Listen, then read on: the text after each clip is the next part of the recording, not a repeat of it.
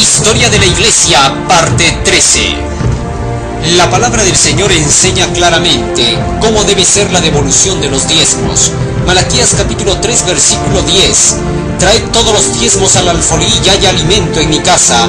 Y probadme ahora en esto, dice Jehová de los ejércitos, si no os abriré las ventanas de los cielos y vaciaré sobre vosotros bendición hasta que sobreabunde.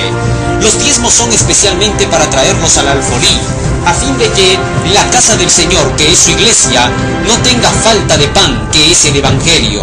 La mensajera del Señor escribió lo siguiente: ha de ser traído a su tesorería para ser empleado en el sostén de los obreros del Evangelio. Obreros Evangélicos, página 239. ¿Pero qué cosa es esa tesorería del Señor? La mensajera de Dios siguió explicando: aquello que ha sido puesto aparte según las Escrituras como perteneciente al Señor, constituye la renta del Evangelio, y ya no es nuestro. No comete menos que un sacrilegio el hombre que saca de la tesorería de Dios para servirse a sí mismo o a otros en sus negocios seculares. Algunos han sido culpables de sacar del altar de Dios lo que le había sido dedicado especialmente. Todos deben considerar este asunto en la debida luz. Cuando se hallen en estrecheces, no tome nadie el dinero consagrado a propósitos religiosos para emplearlo para su propio beneficio, acallando su conciencia con decir que lo devolverá en algún tiempo futuro. Mucho mejor será reducir los gastos para que correspondan a los ingresos, restringir las necesidades y vivir dentro de los recursos de uno que pueda emplear el dinero del Señor para fines seculares. Con estas palabras, que están escritas en Obreros Evangélicos, página 236 y 37, la mensajera del Señor dice claramente que la tesorería es todo aquello que es dedicado para Dios. Dice que un hombre incluso puede tomar de ese altar de Dios de la tesorería y gastárselo en sus propias necesidades, aun cuando un ser humano todavía no ha dado el diezmo al Señor en la iglesia, pero si lo toca y lo gasta, antes de poderlo entregar, ya ha tocado de la tesorería de Dios, ya ha tocado del altar de Dios. Así que entonces la tesorería no es un sitio físico dentro de la iglesia, sino que más bien es todo aquello que ya está separado para el Señor, aunque esté todavía en nuestro bolsillo. Así que es totalmente sagrado el diezmo y nadie lo puede utilizar para ningún fin personal. En el Antiguo Testamento, el Señor había declarado a través de Moisés que todo aquel que tocara el diezmo debía de pagarle a Dios un interés por haber tocado el diezmo que no le pertenecía. Levítico capítulo 27 dice la Escritura, versículo 30 y 31. Y todas las décimas de la tierra, así de la simiente de la tierra como del fruto de los árboles de Jehová son. Es cosa consagrada a Jehová. Y si alguno quisiera redimir algo de sus décimas, añadirá su quinto a ello. Es decir, que se tenía que dar un quinto más de aquello que se había tocado del diezmo. Si se había tocado 100, entonces se tendría que dar 20 más. En total, 120. Ahora bien, ¿qué cosa es el alfolí? Porque el texto dice que hay que traer el diezmo al alfolí del Señor. Vamos a ver qué dijo la mensajera de Dios. Cuán importante es que acudan en su auxilio obreros bíblicos sabiamente dirigidos, para abrir a su entendimiento el alfolí de la palabra de Dios. Obreros Evangélicos, página 377. De manera que el alfolí representa a la palabra de Dios, lo que significa que donde la palabra de Dios está, donde la palabra de Dios es anunciada, allí se tiene que llevar los diezmos, porque ese lugar es el alfolí del Señor. Por esa razón es que en la iglesia dejamos nosotros nuestros diezmos y las ofrendas, porque sabemos que allí se enseña la palabra de Dios. Pero cuando en esa iglesia ya no se enseña más la palabra de Dios, tampoco ya se tiene que dar más los diezmos y las ofrendas en dicho lugar. Por ejemplo, no damos ya a la iglesia católica porque en la iglesia católica ya está demostrado que no es el Evangelio de Dios. No damos en las iglesias protestantes que no creen en la ley de Dios porque allí no se enseña la palabra de Dios. Y mientras la palabra del Señor no sea enseñada en un lugar, entonces no hay el alfolí de la palabra y por lo tanto no se tiene que dar los diezmos en dicho lugar. Por eso es que en el Antiguo Testamento Dios había mandado que se trajeran todos los diezmos a la tesorería del santuario. ¿Por qué? porque en el santuario estaba el Evangelio escrito en figuras y en símbolos, y por esa razón ahí se tenía que traer los diezmos en ese entonces.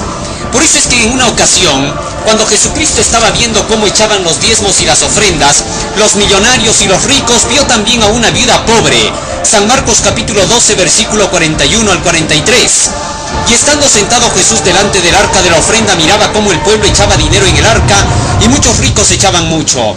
Y como vino una viuda pobre, echó 2 blancas que son un maravedi. Entonces llamando a sus discípulos les dice: de cierto os digo que esta viuda pobre echó más que todos los que han echado en el arca. Esta arca entonces se encontraba dentro del templo, y allí es donde se tenía que dar los diezmos y las ofrendas. Todo este sistema funcionó durante todo el tiempo del Antiguo Testamento. Muy pronto los diezmos y las ofrendas tenían que ser dados a través de otros medios, por medio de los apóstoles. Jesús pudo haberle dicho a esta viuda en esa ocasión que no tuviera que devolver los diezmos y las ofrendas para estos sacerdotes bien alimentados que ni siquiera estaban cumpliendo con su deber. Sin embargo, leemos lo que dice la mensajera del Señor. Muchos le habrían aconsejado que guardase su pitanza para su propio uso. Puesto en las manos de los bien alimentados sacerdotes se perdería de vista entre los muchos y costosos donativos traídos a la tesorería. Pero Jesús comprendía el motivo de ella. Ella creía que el servicio del templo era ordenado por Dios, y anhelaba hacer cuanto pudiese para sostenerlo. Hizo lo que pudo, y su acto había de ser un monumento a su memoria para todos los tiempos, y su gozo en la eternidad. Su corazón acompañó a su donativo, cuyo valor se había de estimar no por el de la moneda, sino por el amor hacia Dios y el interés en su obra que había impulsado su acción. Deseado de todas las gentes, 566-567. De esta forma, es como Jesús estaba enseñando que la viuda, habiendo creído con sinceridad que en realidad allí se estaba llevando a cabo la obra del Señor, puesto que todavía el santuario seguía proclamando el Evangelio de Dios, por esa razón Cristo justificó el donativo de la viuda. Era porque el Evangelio todavía estaba siendo dado a través de cada uno de los sacrificios y rituales que se estaban llevando a cabo. Pero esto terminaría con la muerte de nuestro Señor Jesucristo, y por esa razón este sistema cambió por completo. El diezmo continuaría, pero la forma de entregarlo ahora sería distinta. El apóstol Pablo dijo claramente en 1 Corintios capítulo 9 versículo 14: a los que trabajan en el Evangelio, que vivan del Evangelio. El tener que dar directamente para poder llevar adelante la obra del Señor a quienes estaban predicando el Evangelio es totalmente bíblico, puesto que así se daba entonces en la antigüedad a los profetas y a los mensajeros que no necesariamente habían sido educados en escuelas rabínicas. Pero entonces es correcto que se tenga que dar directamente el diezmo, ya sea a través de los platillos o ya sea directamente al predicador. ¿Qué enseñan las Escrituras? Vamos a ver qué dice la palabra de Dios y qué dijo la mensajera de Dios. Segunda de Corintios capítulo 11 versículo 8 y 9. Dijo el apóstol Pablo: he despojado las otras iglesias recibiendo salario para ministraros a vosotros, y estando con vosotros y teniendo necesidad, a ninguno fui carga, porque lo que me faltaba suplieron los hermanos que vinieron de Macedonia, y en todo me guardé de seros gravoso, y me guardaré. Les dijo Pablo a los corintios que los hermanos de Macedonia habían traído directamente los diezmos para él como su salario para que él pudiera ministrarlos a los corintios. Estos corintios habían sido prejuiciados por los dirigentes judíos, diciendo que Pablo se quería enriquecer y que por eso no había que darle apoyo. Pero Pablo ahora está diciendo: ustedes no me quisieron dar, pero otras iglesias pagaron por ustedes. En otras palabras, les estaba diciendo: ustedes han gorreado la enseñanza, porque sin tener que haber dado un solo centavo, cumpliendo con su deber de tener que dar al que lleve el Evangelio, ustedes se han gozado con lo que otros han dado. Esto los hizo entristecer mucho a los corintios, porque la reprensión se nota que era bastante severa. Dentro de la Iglesia Adventista del Séptimo Día se aplica lo mismo. ¿De qué forma es que se tendría que devolver los diezmos y las ofrendas? Directamente. La mensajera de Dios explicó cómo funcionaba el sistema de la devolución del diezmo cuando se trata de los mensajeros de Dios que están llevando la verdad, mientras que dentro de las iglesias no se está cumpliendo la misión. Esto es parte del sistema de la organización que no debe ser quitado. Algunos piensan que cuando en la obra no se están haciendo las cosas bien, ya es el momento para poder dejar de dar el diezmo, que desde ese día ya tienen que guardárselos para sí. La mensajera de Dios reprochó con estas palabras a los que pensaban de esa manera. Algunos han dicho: no pagaré más mi diezmo, porque no tengo confianza en el modo en que se manejan las cosas en el centro de la obra. Pero ¿robaréis a Dios porque os parezca que la dirección de la obra no es correcta? Presentad vuestras quejas clara y abiertamente con el debido espíritu a quienes incumba. Enviad vuestras peticiones para que se ajusten y pongan en orden las cosas. Pero no os retiréis de la obra de Dios, ni os demostréis infieles porque otros no estén haciendo lo recto. Obreros Evangélicos, página 239. De manera que el hecho de que hayan pastores que no estén viviendo de acuerdo con la verdad de Dios y que no estén queriendo enseñar esa verdad y que se dediquen a otras cosas, no significa que no haya que devolver más los diezmos para la tesorería del Señor. Esto es una falsedad, porque eso significaría retirarse de la obra y ya no apoyar más el Evangelio de Dios. Cuando estén ocurriendo esas cosas, ¿qué salida entonces Dios ha dado a través de su organización? Porque para Dios no está hecha la ley, hecha la trampa. Dios no se enreda en sus propias leyes y hace que su obra se detenga y ya no exista más su iglesia. Escribió la mensajera del Señor en el Conflicto de los Siglos, página 338. La asistencia a los cultos de la iglesia establecida era obligatoria so pena de multa o de encarcelamiento. Williams reprobó tal ley. La peor cláusula del código inglés era aquella en la que se obligaba a todos a asistir a la iglesia parroquial.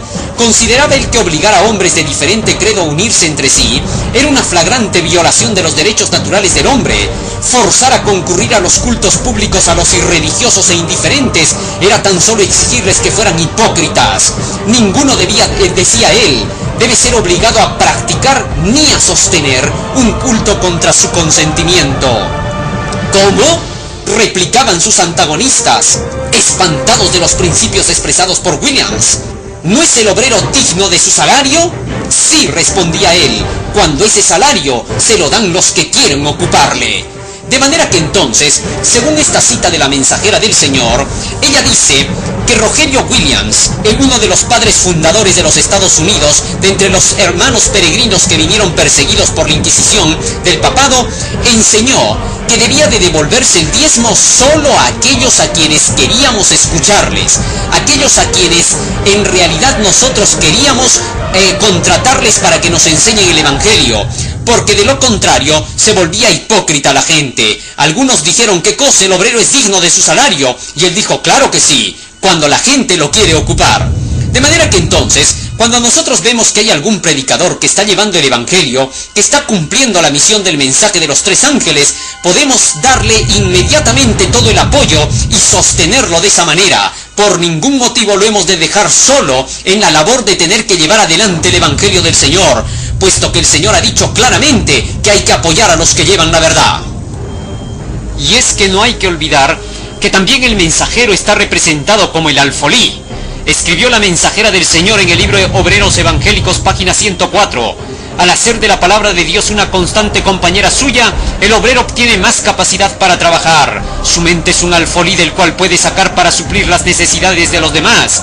Por la obra del Espíritu Santo, la verdad se graba en su mente, y aquellos a quienes comunica él la verdad, y de los cuales deberá dar cuenta un día, quedan bendecidos en gran medida.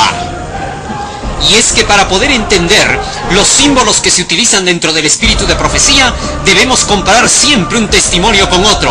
Para poder entender lo que es el alfolí, hemos tenido que hacer estas comparaciones. Mensajes Selectos, tomo 1, página 46-47, dice la mensajera de Dios: el Espíritu del Señor estará en la instrucción, y se eliminarán las dudas que existen en muchas mentes. Los testimonios mismos serán la clave que explicará los mensajes dados, a medida que se explique un texto con otro. Y con respecto a cómo debemos apoyar a los que llevan el mensaje del Señor, como obreros individuales, escribió la mensajera del Señor lo siguiente.